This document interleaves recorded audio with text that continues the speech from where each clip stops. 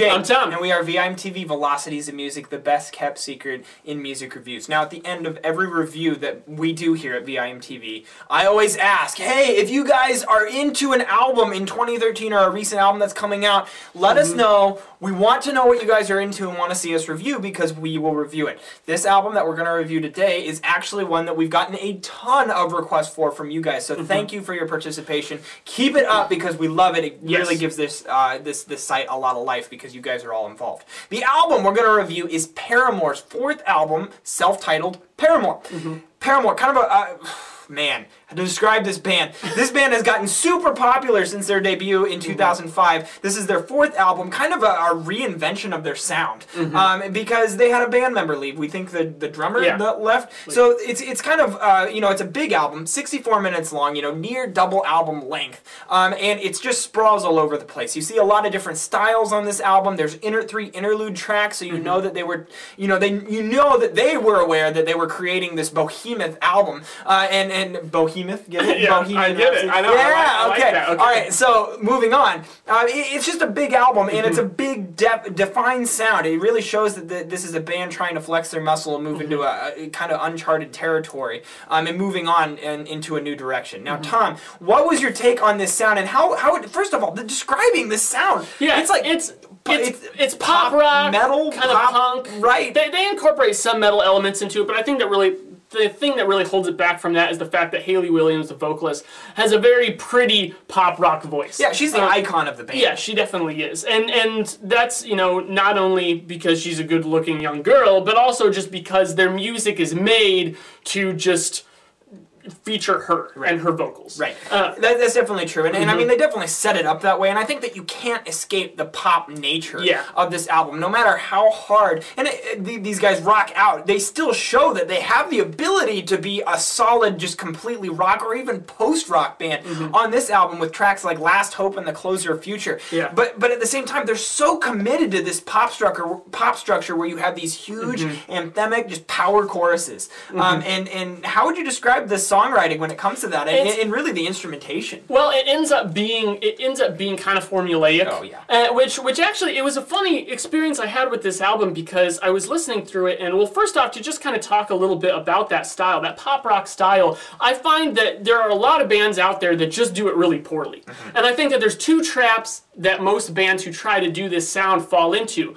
I wish you were wearing your "It's a Trap" shirt. It's a trap. I should have. You should have. Because it's a trap. It is. It's a trap. So anyways, one, I think that they don't pay enough attention to detail. I'm not saying this about Paramore, by the way. I'm saying it about bands that don't succeed in this genre, for me at least, in my terms of what would be succeeding at songwriting in this genre. They don't pay attention to the details.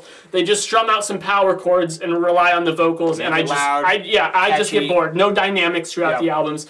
And then the other thing is they don't try to put in much variety.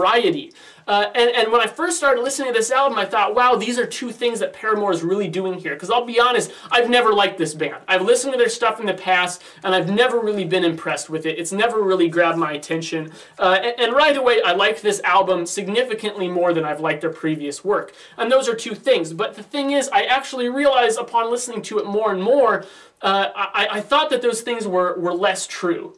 I thought that when it came to the attention to detail, most of it was in the production, produced by Justin Meldal-Johnson, who's done a lot of work with Nine Inch Nails, Beck, artists that we really like. I think the production was actually pretty good on this album, but it added in a lot of little cool sounds, electronic elements, you know, little guitar things here and there. Really, that to me come out in the production. Yeah, and really it was the mixing that benefited the most from it. Yes. I mean, this album, one thing that I completely agree, one thing that I was attracted to in this sound, not only, first of all, this band just has a knack for writing catchy hooks. Yes. I mean, whether it's in Hayley Williams' vocals, whether it's in the guitars, whatever it is, they write really catchy hooks, and they really put those hooks into the chorus. I mean, it's all about the choruses, and the production helps that, because you're able to infuse more dynamics. There's much more contrast between these huge choruses and then the softer verses, even though the verses are still rocking. Maybe something like Circa Survive would do at times. That kind of reminded me. The choruses are bigger and louder here, and that draws the listener in listen, it makes them pay attention to the song, and it also just provides the needed dynamics to make it catchy. I mean, it really gives it that emphasis, that pop. Yeah. So some of the things that this was also missing for me a little bit, though, kind of coming out of that, is I didn't feel like it was a really full band sound. I felt like all the focus, as you said, was on the vocals and the guitar.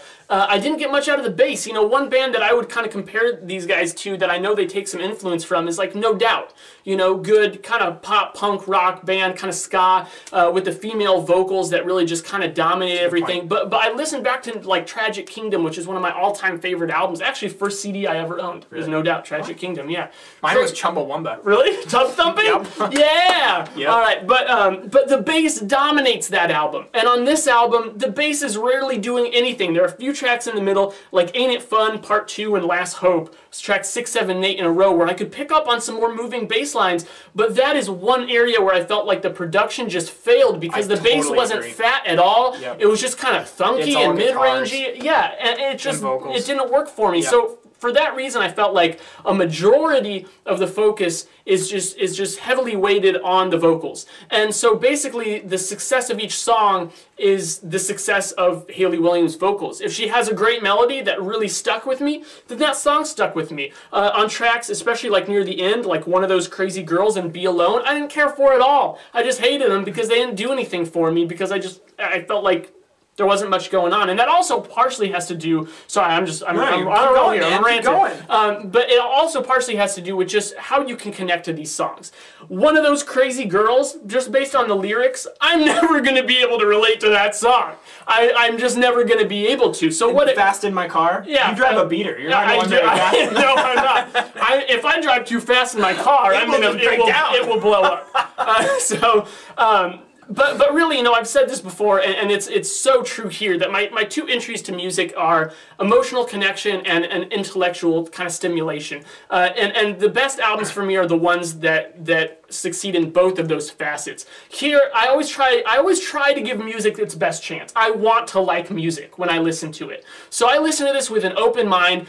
Obviously, just due to some of the lyrics and just the way it's presented, I'm not necessarily going to have that emotional connection. And it's not just because it's poppy and fun. Like I said, I love Tragic Kingdom. I love bands like Newfound Glory and Jimmy Eat World. But the thing is, those bands still, I think they're able to pull off a mood that I can connect to, even if it's not like deep and introspective. Here, I just didn't care as much. So then, moving from that to the more intellectual aspect of it, I didn't feel like there was really too much in depth to think about in terms of songwriting and stuff. You know, I mentioned Jimmy Eat World. I think that their album Bleed American is a masterpiece, absolutely brilliant in terms of incorporating variety into an album. There are some great ballads on there that just move me. There are some fun rock out songs that I can just jump around to and sing along with. And while I felt like that's what they were going for on this album, they didn't really quite hit either extreme to its full capacity.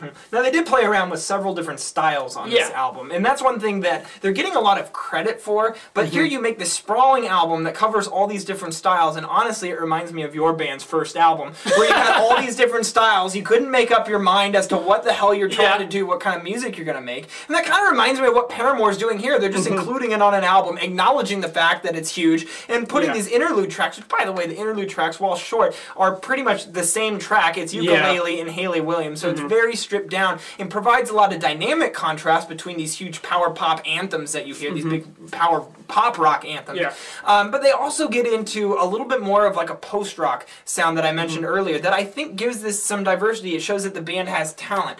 Now, you mentioned lyrics, Tom, and that's something I want to hit on because that, to me, is what separates this from really being something more mature than what it is. Because I want to like this album, and as we were talking about before we turned the camera on, there's moments, I get all of these songs stuck in my head. But the thing is that getting tracks stuck in your head just because they're catchy, just because there's been production tricks that make you like it, isn't always necessarily an indication of really high quality music. It's not always a good thing. For instance, I love Milky Way candy bars. It is my favorite candy bar. But I tell you what, if that's all I ate, if I had like 10 Milky Way candy bars in a row, I'd throw up. That's what this album does. And really, Yeah. there's some quality pieces of music on this album, but it's hit or miss as far as whether or not it's actually well written, whether or not it's actually well presented, and at most, your instrumentation is pretty simplistic and bare bone, and it's just pumped up with a ton of production. And then Haley Williams, they write catchy melodies, and vocal melodies are very catchy throughout this album, but sometimes they get repetitive and kind of bland at times. I mean, it's just, I find myself at times going, okay, this is really catchy, but it's because they're beating it into my skull. Yeah. And I just don't want to hear it anymore after a while. It's one of those, like, when the Bed Intruder song came out a few years ago, and it was like, stuck in your head forever.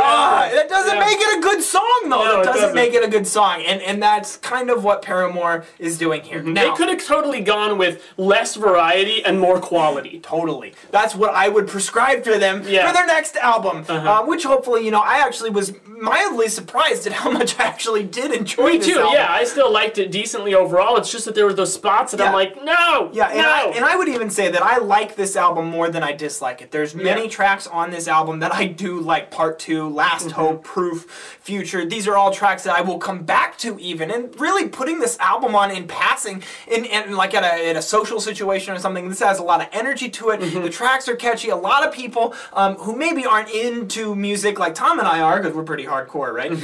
Will like this album, I think. So it's got its virtues. It's just, for me, it doesn't knock the ball out of the park. It kind of reminds me of when we liked Femme Fatale. It has good qualities about it. We like it, but overall, you know, it's not a masterpiece. That's what Paramore is, and I'm going to go 72. I'm going to go 69. Low 70s. That's actually a pretty good score for this album, considering all the things that we pointed out about it that were negative. What did you guys think? A lot of you were talking about this album. That means a lot of you have listened to it, you're interested in it, and have an opinion. We would love to hear that opinion, so please share it with us at www.velocitiesandmusic.com. And youtube.com/velocitiesandmusic, which is where most of you are watching this. Also, follow us on Twitter and like us on Facebook, because that's where we get a lot of feedback from you guys and where we get those conversations about music going that are so valuable to us as we select these albums to review and share with you. I'm Jake. I'm Tom. And we are VIMTV, moving music critique forward.